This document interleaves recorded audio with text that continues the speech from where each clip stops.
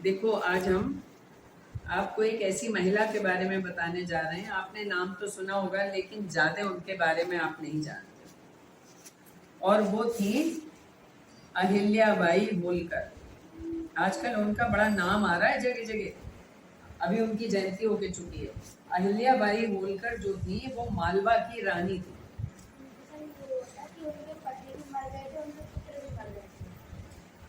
देखो, 8 वर्ष की उम्र में उनकी शादी हो गई।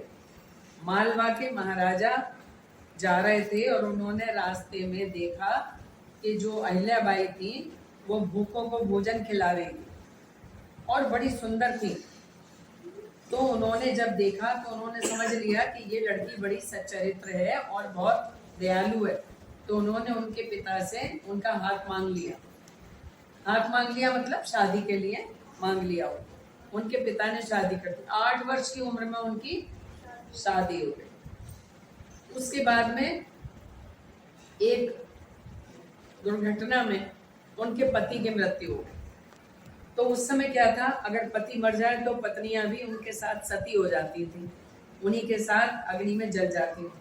लेकिन उनके ससुर ने मना किया कि नहीं, तुम ऐसा नहीं करोगी, कोई जरूरत नहीं है तुम ऐसा करने की, तुम अपना जीवन अपनी तरह जियो, तुम्हें तो राज का काज देगा। और 12 वर्ष के बाद उनके ससुर की भी डेथ हो गई।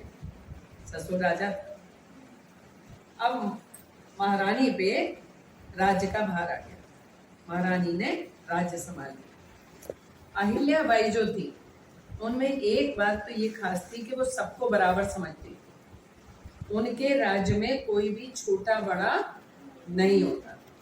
जैसे गरीब वैसे ही अमीर, कोई जाति भेद नहीं था, कोई वर्ग भेद नहीं था। दूसरी बात ये थी कि वो भक्त बहुत थी, भगवान शिव की भक्त थी और भगवान शिव को जल चढ़ाए बिना पानी भी ग्रहण नहीं करती थी।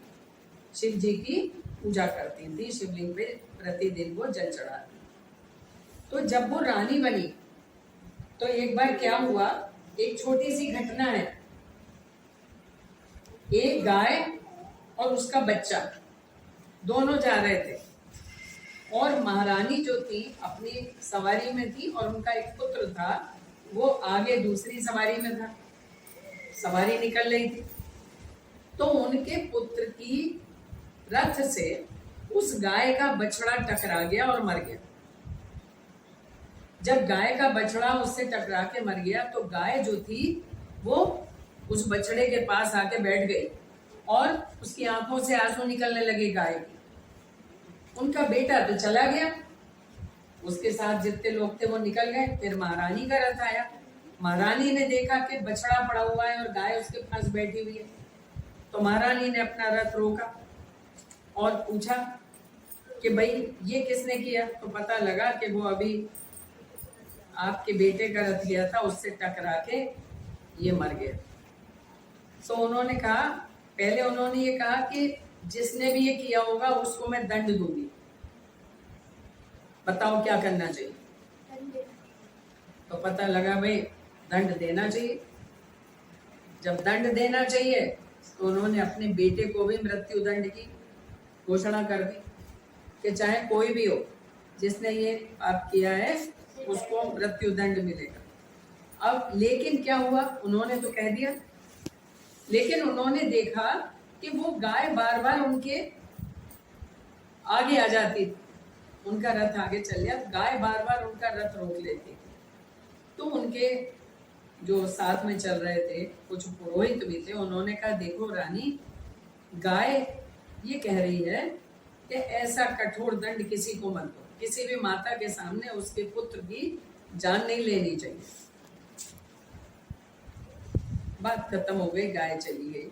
उसके बाद में सब उनकी प्रजा ने भी ये कहा कि नहीं ये गलत बात है, आप ऐसा मत करिए, वो तो भूल से हो गया, लेकिन माता के सामने पुत्र का प्राण नहीं जाना चाहिए। तो उन्होंने फिर उनके कहने से अपने पुत्र को क्षमा कर दिया। तीसरी बात उन्होंने, देखो पहली बात हुई कि सबको समान समझती, दूसरी बात हुई कि न्याय प्रिय थी और शिव भक्त थी। तीसरी बात, जगह जगह जो मंदिर मुगलों ने तोड़ दिए थे उन मंदिरों को उन्होंने दोबारा से बनवाया। नए मंदिर तो बनवाए ही, लेकिन उन मंदिरों को उन्होंने फिर दोबारा से बनवाया, जिसमें सोमनाथ का मंदिर जो है गुजरात में, वो सबसे प्रसिद्ध मंदिर है, जिसका उन्होंने दोबारा से निर्माण करवाया था और उसको पुराना सोमनाथ कहते हैं या अहिल्याबाई का मंदिर कहा जाता है।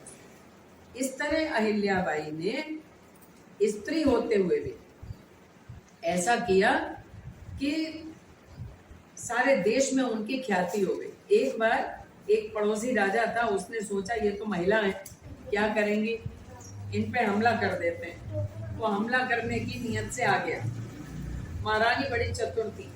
महारानी ने उससे कहा कि देखिए, हमें आपसे कोई दुश्मनी नहीं है, अगर आप हमारे ऊपर हमला करते हैं और आप जीत गए तो कोई आपसे ये नहीं कहेगा आपने बड़ी बहादुरी का काम करेगा। हाँ, सब समझेंगे कि आपने तो एक स्त्री को हरा दिया, वो भी विधवा थी और बेचारी असहाय थी, उसका पुत्र भी नहीं था, उसके पति भी नहीं थे, उसके ससुर भी नहीं थे, अकेली थी, आपने उसे हरा के कौन सा तीर मार दिया। और अगर आप हार गए तो आपको धिक्कार करेगी पूरी दुनिया की स्त्री से। शाबाश, तो सारी दुनिया आपको धिक्कारेगी। अरे स्त्री से हार गए, एक औरत से हार गए, कैसे मर्द हो। वो राजा बड़ा शर्मिंदा हुआ और राजा बोला, अरे नहीं महारानी, मैं आपसे लड़ने नहीं आया था, मैं तो आपको बस शोक प्रकट करने आया था आपके यहाँ कि आपके पुत्र की भी मृत्यु हो गई। मैं तो शोक प्रकट करने आया था और हम और आप तो मित्र हैं, आपको जो जरूरत होगी हम आपकी सहायता करेंगे और हमें जो जरूरत हो आप सहायता। इस तरह उन्होंने अपनी बुद्धिमत्ता का परिचय दिया और पूरे देश में अपना नाम अमर कर लिया। तो इससे हमें क्या शिक्षा मिलती है कि एक स्त्री, एक लड़की कमजोर नहीं होती है, वो भी पुरुषों पर भारी पड़ सकती है अगर उसका चरित्र अच्छा हो, उसके काम अच्छे हो, उसके सोच विचार अच्छा हो, उसकी भगवान में आस्था हो। क्योंकि वो ये मानती थी कि जो होता है वो भगवान की मर्जी से होता है, ईश्वर सबको देखता है, जो कोई अन्याय करता है उसका फल ईश्वर उसको अवश्य देता है।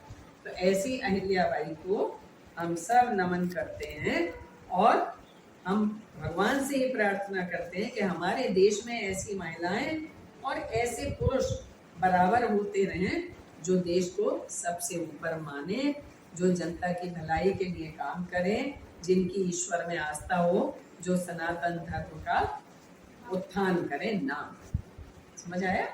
Thank you.